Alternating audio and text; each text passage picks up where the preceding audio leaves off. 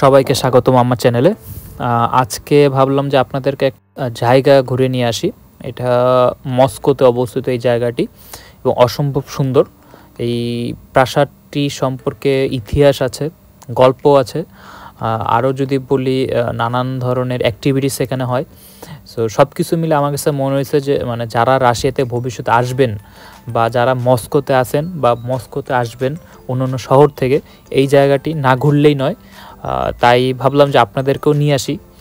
আমি যেহেতু হচ্ছে যে একজন শিক্ষার্থী, তাই আমি মস্কোতেই থাকি। তো ভাবলাম মেট্রোতে করে আপনাদেরকে খুব কম সাশ্রয়ে কীভাবে এই জায়গাটি যাওয়া যায় সেই তথ্যটি এবং হচ্ছে এখানকার ইতিহাস সেটাও আপনাদেরকে তুলে ধরবো। তো এই মেট্রোর নাম হচ্ছে অরেখোভা। যে এই জায়গাটির পাশেই হচ্ছে যে অরেখোভা মেট্রো। মানে মেট্রো থেকে বের হলেই একদম চোখের সামনেই হচ্ছে যে আপনার এই ঐতিহাসিক স্থানটার দেখা যায় বা এন্ট্রি করা যায়। তো আমি হচ্ছে যে মেট্রো থেকে আস্তে আস্তে আগাচ্ছি বা বেরোচ্ছি, দেখতে পাচ্ছেন কতটা আধুনিক বা এখানকার সিস্টেমগুলো কতটা মানে আধুনিকতার ছোঁয়া পেয়েছে, যেটা বাংলাদেশে হয়তো আরও 50 বছর বা 100 বছর হবে কিনা জানি না। তো একটু করে আমি আগাচ্ছি এবং দেখতেই পাচ্ছেন কতটা পরিষ্কার এবং পরিচ্ছন্ন। বা যারা হচ্ছে যে কী বলে এটা অন্ধ, তাদের জন্য আলাদা সিস্টেম, বা যারা বাচ্চা কাচ্চা নিয়ে আসবে তাদেরও আলাদা সিস্টেম। কতটা সুন্দর। এই যে হচ্ছে অরেখোভা মেট্রো এক্সিট 2, মানে 2 নম্বর হচ্ছে এক্সিট দিয়ে আপনি বেরোবেন এবং এই হচ্ছে যে সেই ম্যাপ। আমি এই যে কীভাবে যাবো আর কি, সোজা যে দেন ডানে যেতে হবে। এবং এটা হচ্ছে যে আপনার মিউজিয়াম প্লাস হচ্ছে পার্ক, মানে দুইটা হচ্ছে যে একসাথে করা হয়েছে। তো এই দেখতেই পাচ্ছেন একটু করে আমি মানে ভিতরে ঢোকার চেষ্টা করছি এবং ঢুকে গেছি অলরেডি। সো এই পার্ক বা মিউজিয়াম বা এই জায়গাটার গল্প রয়েছে। সংক্ষেপে যদি আমি আর কি বলি আপনাদের, আস্তে ধীরে আমি বলবো।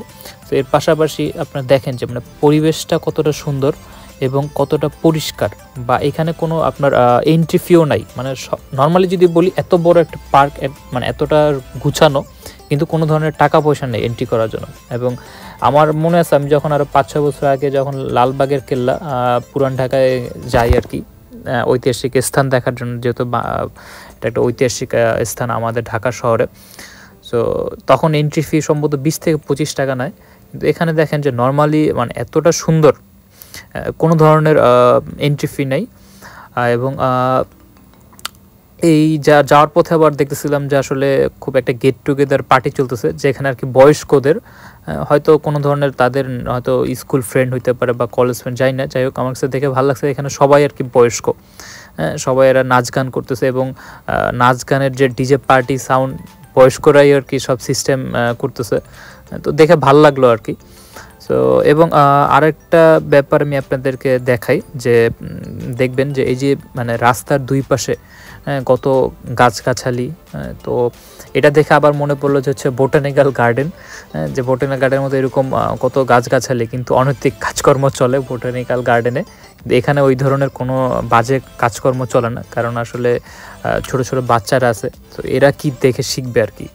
যদি এখানে রাস্তার পাশে ওই ধরনের কাজ চলে, তো তাহলে কী হবে যে মানে যারা ছোট ছোট বাচ্চা আছে এরা কিন্তু বড়দের দেখেই শিখবে। সো একটু করে আর কি আমি আগাচ্ছি এবং প্রায় দেখতে পারতেছেন ওই যে দেখা যাচ্ছে আর কি যে প্রায় আমি চলে আসছি। আমি যেটা সেটা হচ্ছে যে মানে যে মেট্রো দিয়ে সামনে দিয়ে আসছি, এটা হচ্ছে যে পিছন গেট দিয়ে বলা যায় এক ধরনের। হ্যাঁ, পিছন গেট দিয়ে মানে আমি এন্ট্রি করছি। তো আমি বেরোবো আর কি সামনের গেট দিয়ে। তো এই যে প্রাসাদ দেখতে পাচ্ছেন, এই প্রাসাদের যদি নাম বলি বা মানে এটার ইতিহাস সম্পর্কে বলি, ছোটোখাটোভাবে যতটুকু আমি জানি সেটুকুই আপনাদেরকে বলার চেষ্টা করব। এটা হচ্ছে যে মূলত তসারিৎসিনো জাদুঘর বলা হয়। তো এই ইতিহাস যদি বলি যে তসারিৎসিনো রাশিয়ার মস্কোতে অবস্থিত একটি ঐতিহাসিক প্রাসাদ ও পার্ক কমপ্লেক্স, মানে দুইটা আর কি একসাথে করা হয়েছে, প্রাসাদ এবং পার্ক। এবং এটি 1800 শতকে নির্মিত হয়েছিল এবং রাশিয়ার সম্রাজ্ঞী দ্বিতীয় ক্যাথেরিন দ্য গ্রেট, মানে হচ্ছে রাশিয়ার সম্রাজ্ঞী দ্বিতীয় ক্যাথেরিনের জন্য তৈরি করা হয়েছিল। এবং এটা পড়ার পর আমার কাছে আরও ইন্টারেস্টিং লাগে যে আসলে মানে মানে সে কতটা মানে তার সম্রাজ্ঞীকে ভালোবাসে এবং সেই ভালোবাসার জন্যই তার ভালোবাসা উপহার হিসাবে কি বলে প্রাসাদ তৈরি করা হয়।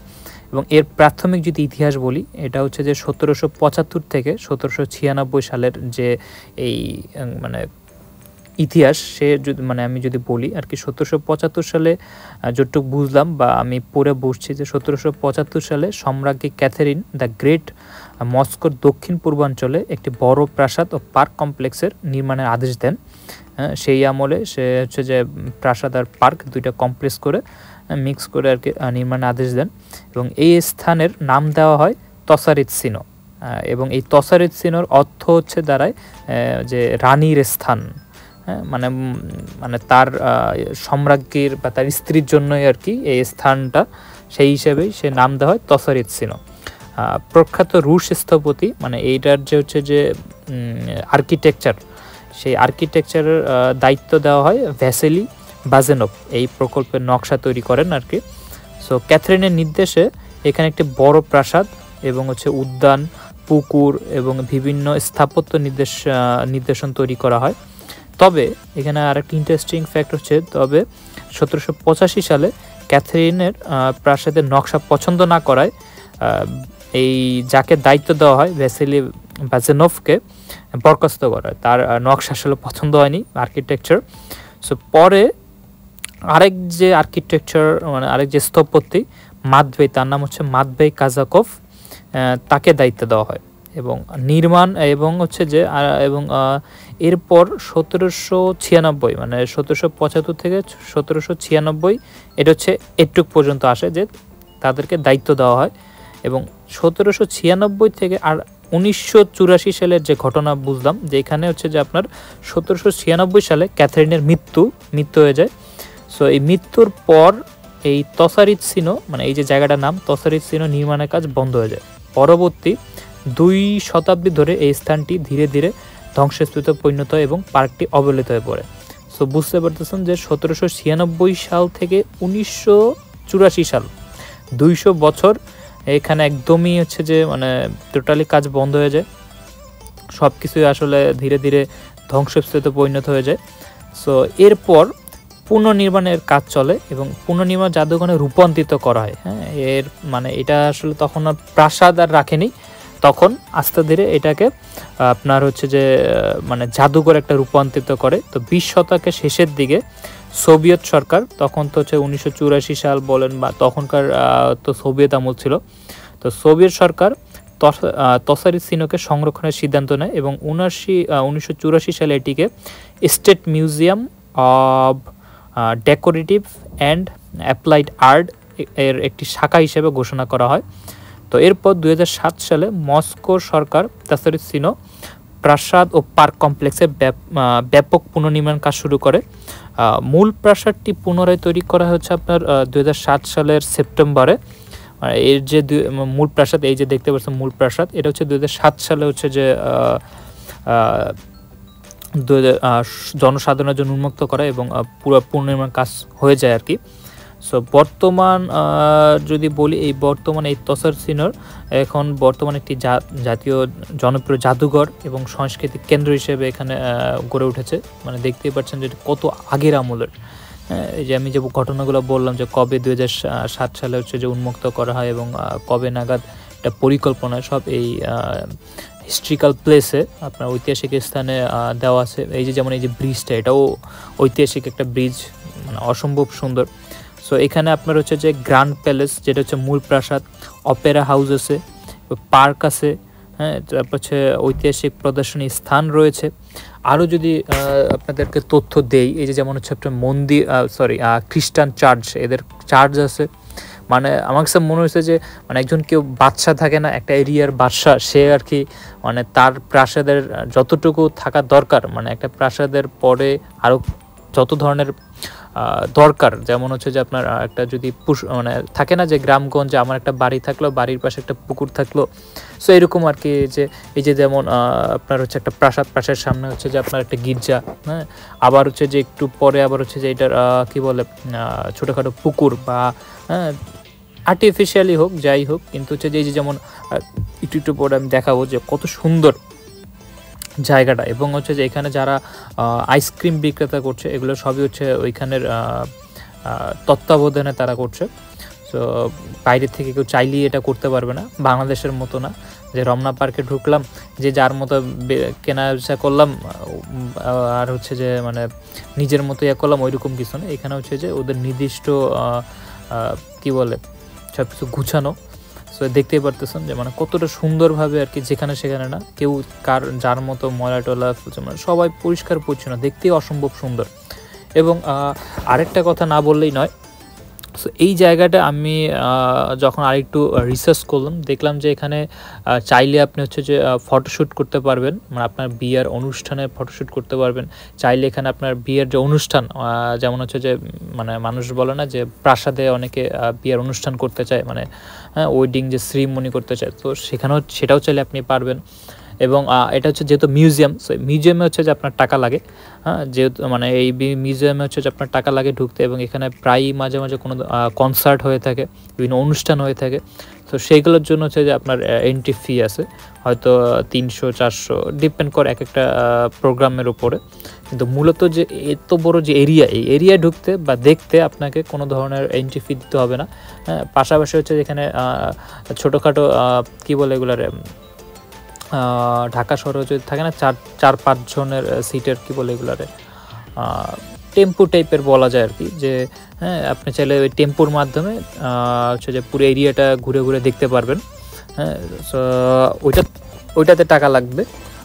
আর এছাড়া হচ্ছে যে দেখতেই পারতেছেন মানে কতটা অসম্ভব সুন্দর একটি জায়গা, বিশেষ করে গ্রীষ্মকাল দেখে হয়তো, এবং আবহাওয়া সুন্দর, হ্যাঁ, সব কিছু মানে খাপে খাপ আর কি যেটা বলে, হ্যাঁ, সব কিছু মিলে গেছে দেখে আসছি। নর্মালি আমি ঠান্ডা হলে আসতাম না, কারণ ওইরকম সুযোগ বা সময় হয় না, কারণ এখন আসলে কাজ, পড়াশোনা সব কিছুর মধ্যে থেকে মানে ঘুরতে আসাও আসলে অনেকটা কঠিন হয়ে যায়।